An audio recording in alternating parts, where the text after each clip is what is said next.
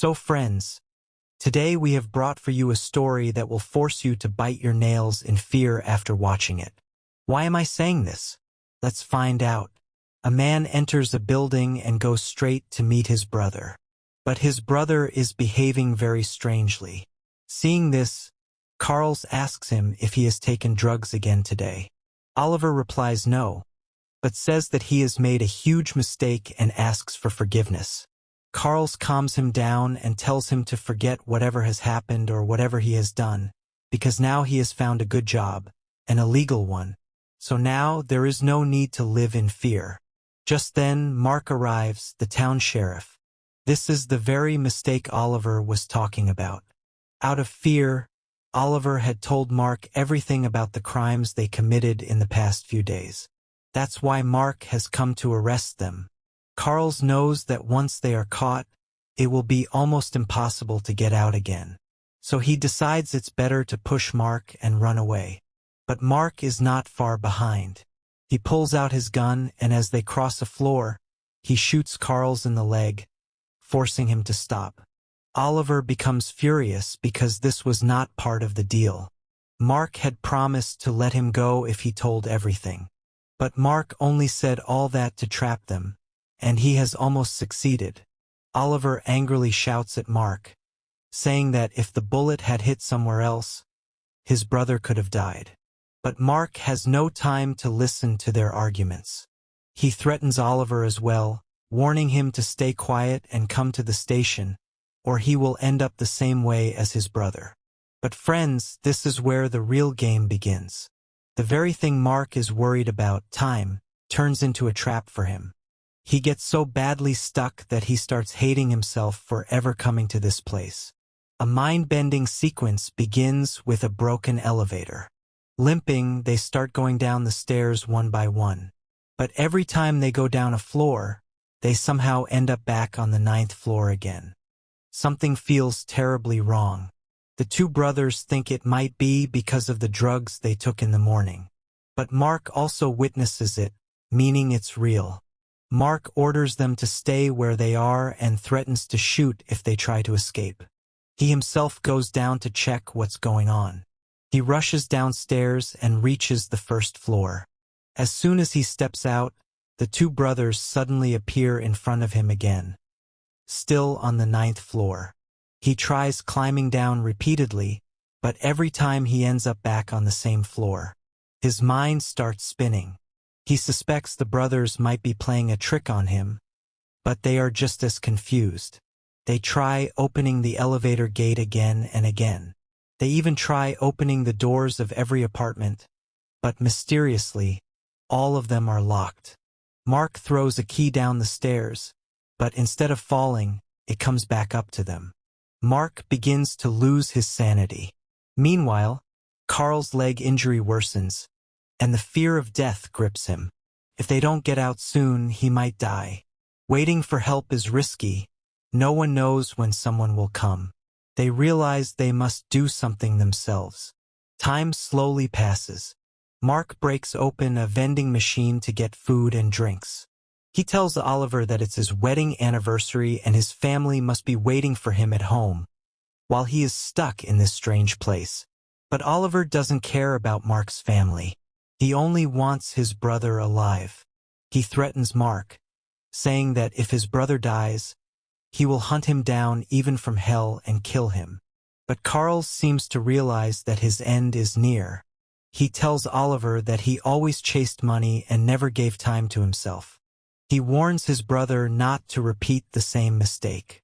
He says that life is like a road. If you keep driving straight, you'll go nowhere. Sometimes you have to take a turn. After saying this, Carls dies. Oliver breaks down, screaming in pain. On the other hand, Mark notices that the vending machine he broke has returned to its original condition. Moments later, Oliver comes down, grabs Mark's gun, and points it at him, saying that now he won't survive.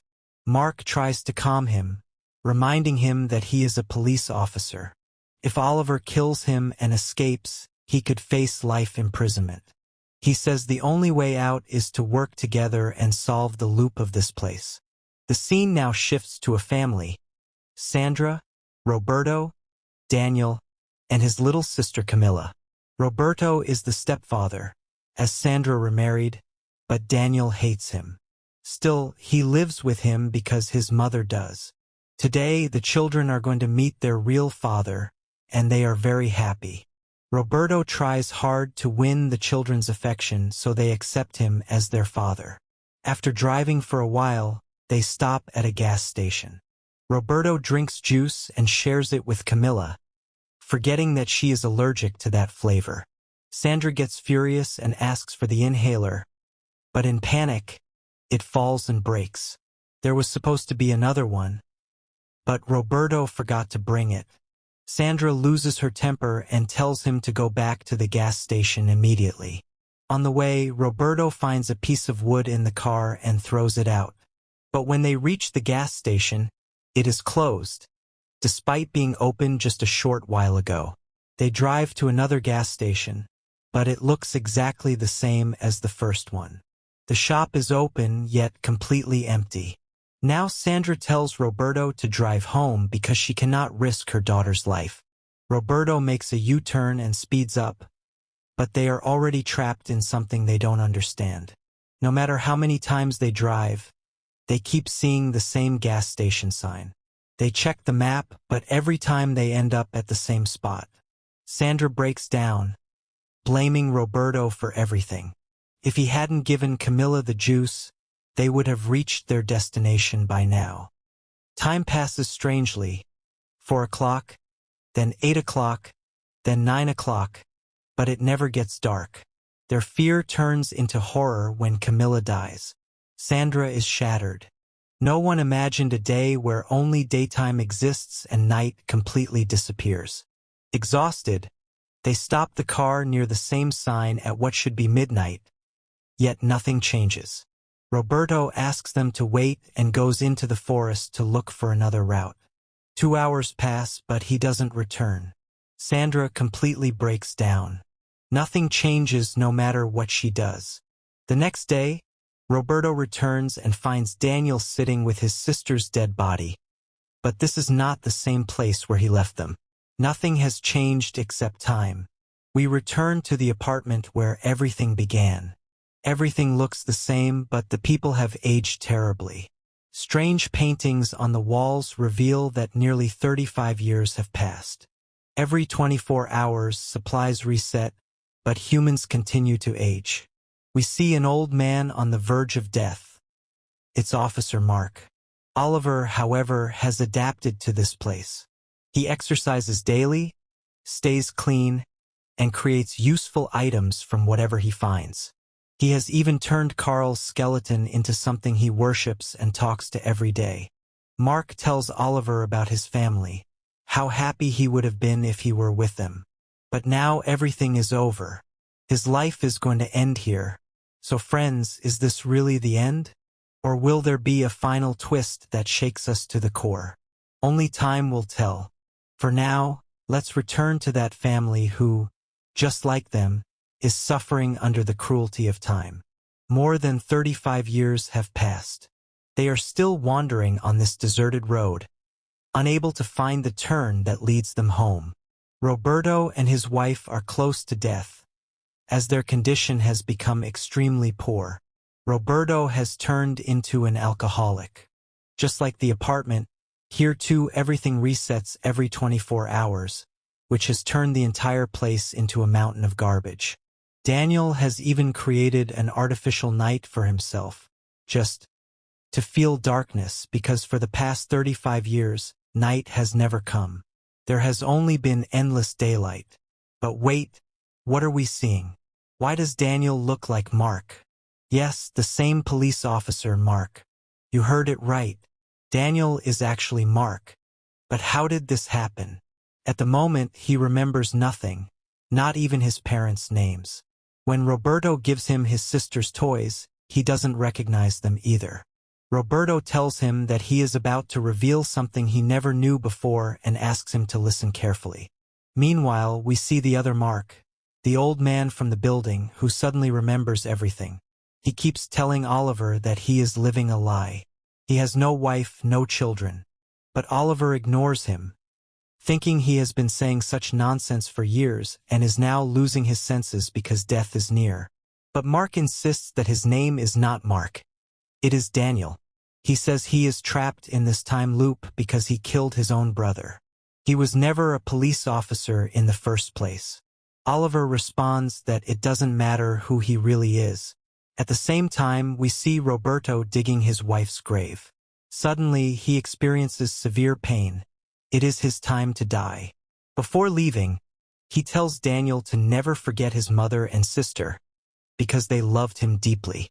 He asks Daniel to write his name on a piece of paper so he never forgets who he is. Roberto explains that he now understands everything and wants to reveal the truth before dying. We are shown Roberto's past. His real name was Ruben, not Roberto. As a child, he once went boating on a lake with his teacher and a friend. Due to the teacher's mistake, his friend fell into the water and drowned. No matter how hard they tried, they couldn't save him. As punishment, they were trapped on that boat for 35 years, no night, no day, no rescue. When the teacher was dying, she told Ruben to keep a piece of the boat with him so he would remember everything. He did, but later, while in the car, he threw that piece away. That's when he forgot everything and got trapped in the time loop again. Now that 35 years have passed, his memories have returned, but his life is over. He warns Daniel that if he ever sees a police car, he must never get inside it. Otherwise, he will forget everything again and relive another 35 years. Saying this, he gives Daniel a red diary and dies. The scene shifts back to Oliver, who is now sitting beside Daniel and has told him everything. Oliver gives one final warning. When the second elevator opens, never step inside it, or you will forget everything and be trapped in a new loop forever. Daniel hands Oliver the same red diary and dies. It becomes clear that this red diary holds the core secret of the entire story. But the truth still feels incomplete. Daniel is shocked when he actually sees a police car, something different for the first time in 35 years. He remembers Roberto's warning and stays away. But later, he realizes that if the car disappears, his only chance to escape will be gone. So he decides to enter the car, but with important items that could help him remember who he is. However, the moment he opens the door, everything is erased from his mind. He leaves all his belongings behind and drives away. Inside the car, he finds a police uniform and the red diary. The diary contains photos of Carl's and Oliver, their location, and detailed instructions on how to shoot Carl's in the leg. This confirms that whoever wrote the diary already knew what would happen next. This answers a major question: how Daniel became Mark, and how Mark reached the building. Back in the apartment, Oliver, exhausted by loneliness, even attempts suicide. But then the same elevator appears, the one Daniel warned him about. Oliver has given up. He opens the elevator, and the moment the doors open, his mind goes blank. He forgets who he is and why he exists. Inside the elevator, there is a waiter's uniform and another diary.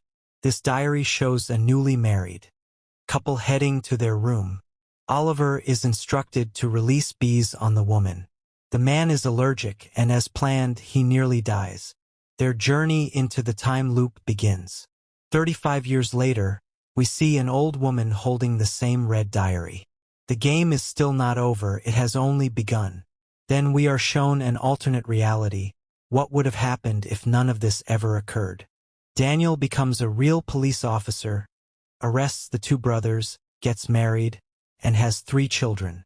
But later, he discovers his wife's betrayal and kills the man involved.